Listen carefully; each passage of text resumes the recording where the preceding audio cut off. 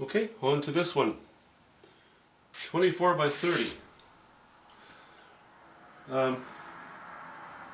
Not going to be painting tomorrow, so I think, well, what I've done is I've scraped what was left of raw umber, what was left of ultramarine blue, and what was left of burnt sienna off of my palette, because if I leave it over the weekend, I'm going to end up with little bits of skin and debris all over the place. So we scoop it up with a knife for what I have in mind for this painting.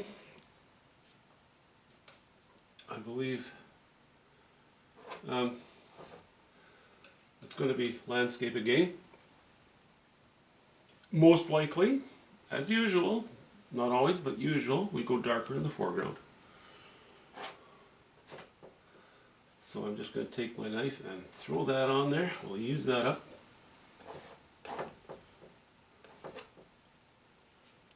We're going to be wanting some of this burnt sienna up top.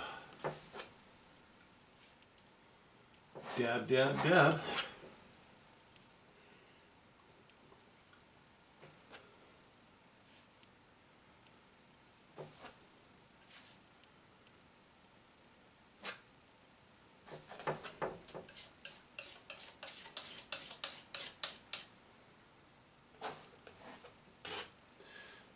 Okay. I'll give my knife a wipe here. Am I recording? Oh yes, I am. Okay. Sometimes I have a short attention span. No, a short memory.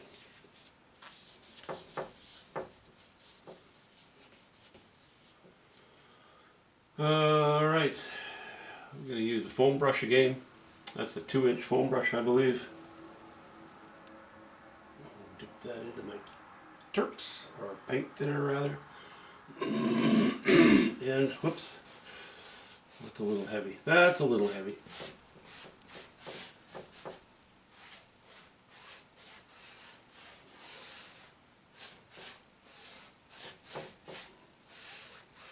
Doesn't matter if I make a mess. I don't I don't mind that.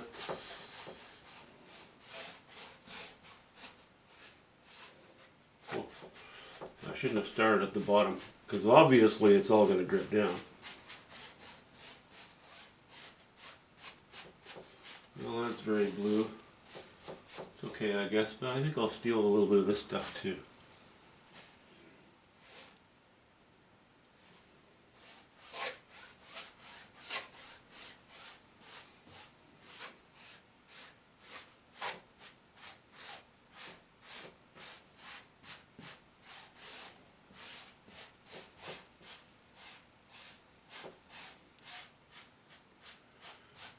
And I'm going to run out of paint pretty quick here on the bottom of the canvas. So what I'll do is I'll take, I'm just going to keep working my way towards burnt sienna on the top here. So I'm just going to take a tube and I'll just dab it on the canvas as needed. I know there's nowhere near enough on there right now, so that is the plan.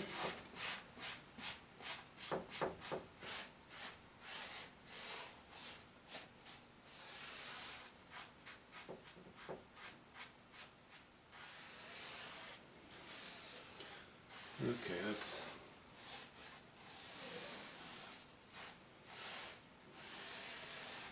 that's about right. So I've been asked before, how do I decide, when do I decide whether I'm going to use a brush or a knife on a painting? And I think my reply at the time was, I rarely know until I'm ready to paint. And then I commit to it. But often, you know, I have something in mind as well. And my plan right now is to use a knife on this painting. Something prairie-ish, something with crazy sky, well, crazy sky, fun sky. And those are my thoughts right now. It could change completely by the time I actually get to painting this. But we'll see. I don't have to know. I haven't decided on a view or a theme of a view or anything. I just don't know.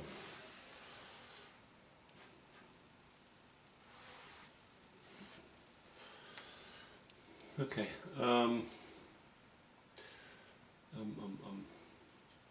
Yeah. There's nowhere near enough paint up there, so I'm just going to start adding it right now.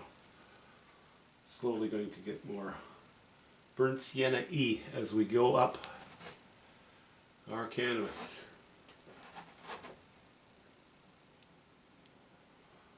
I'm fairly liberal with my paint when I'm doing stains like this because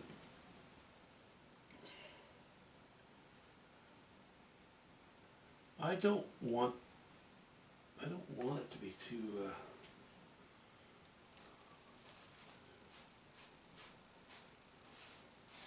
stop it. Too much. Too much paint thinner. I don't want it to run over what I've just done. That's going to anyway. Oh well, so be it.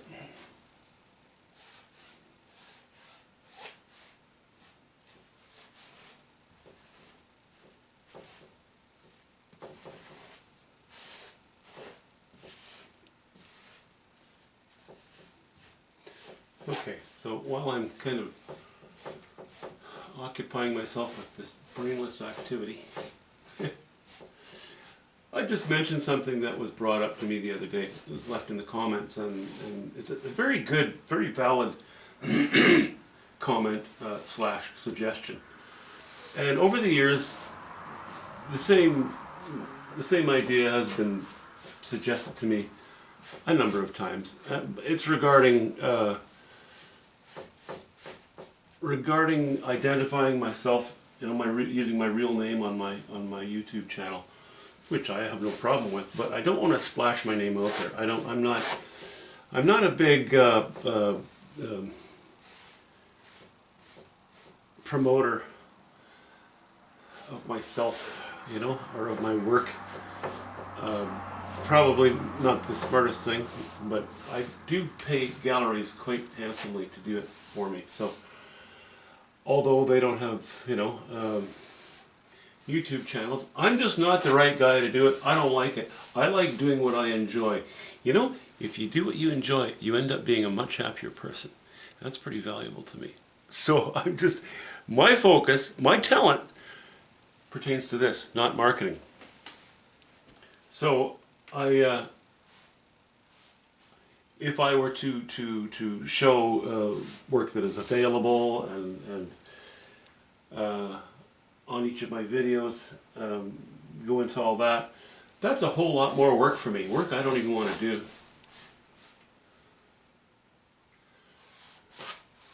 So I'm not going to do that, but I probably should. It's been suggested too, like why don't I just call my channel, which is, my name, Phil Bytendorp, P-H-I-L, last name B-U-Y-T-E-N-D-O-R-P. Because then if people Google my name, they'll see, they'll see images and more information on me if they go onto YouTube or onto just Google search. And there are a lot of images there. But so I'll probably do that at some point. I'll just have it somewhere. See, I'm so bad with computers. I know that you can do that. It'll remain Grumpy Artist, but then I don't know, somewhere on the title behind it or below it, then I'll just insert my name. That way it just shows up automatically every time I do a video. That would be wise. I've never been accused of wisdom, but I guess I should try it every now and then.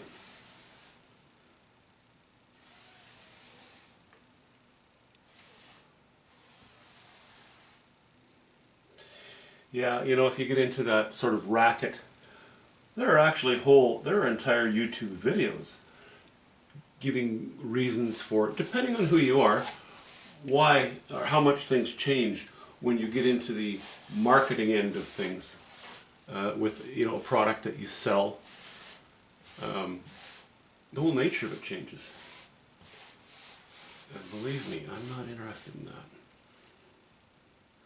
I will leave that to the galleries. However, what I'm also perfectly happy to do is, if somebody has interest in a painting I'm working on, just, then leave it in the comments. You can ask what the size of the painting is, or where the painting is going to be sold, or which gallery I'm going to send it to, that sort of thing. Then I'll happily, type in my name to answer the comment, and if I know at that time where the painting is going to go, then I'll let you know. I have no problem doing that. I've done it. I've done it a number of times already, and that's just fine. I welcome that. I welcome all kinds of comments, and I always appreciate, of course, when somebody else loves the painting that I've been working on. When they love it as much as I do, to the point where they're actually willing to buy it.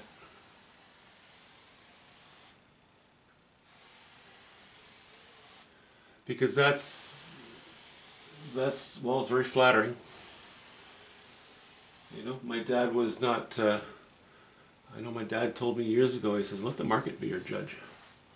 Now, you can take that too far too, because then you can simply paint for the market. I don't want to do that. That's not the freedom you're looking for when you're an artist. But there's no harm in, if a painting is a statement, and I believe it is, there's no harm in making that statement understandable to other people. That it's a form of communication, and you've got two different parties who are on the same page. If you're just going to go wild and emotional with your painting, and I see plenty of that too, then you end up with a whole raft of people who say, what's that supposed to be? That's okay. There's room for that. That's not an arena I want to play in at all. Honestly, I'm just trying to portray, in my own style and technique, views and scenes that I see out there. I'm not interested in painting wildlife or people or any of that stuff. I'll put the odd building in, maybe the odd boat. But not a whole lot more. I don't always do this, but I'm just putting a bunch of horizontal strokes in right now. It's okay if I scrub all over the place to lay in a stain, but what does happen then often is you get sort of it suggests shapes, which can be good or it can be bad. It suggests shapes in your painting. Now, I'm already kind of doing that because with the way I'm going about it here, we've got, whoops, see that paint there is already drying up. Okay, not going to worry about it. Okay, so yeah, that's the deal with painting. I'm not a marketer, don't want to be, but I am happy to direct you to where a painting that I'm working on may end up. Don't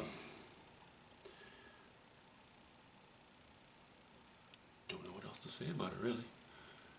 But yeah, I'm not. Really, if I were interested in marketing, we're talking about a website now, not a YouTube channel, and I'm not going to do that. You get into that, and you're opening a whole new can of worms, and a whole bunch more work that I have to do. No, my work is here. I'll let other people do the other stuff, okay? It's a great suggestion, very logical from a marketing standpoint. But who said this? Is it biblical or is it Shakespeare who said, know thyself? And I'm old enough to know myself. There's a lot of warts and a lot of flaws there, I can tell you. But I'll stick to what I'm good at, not what I'm bad at. See you soon, guys.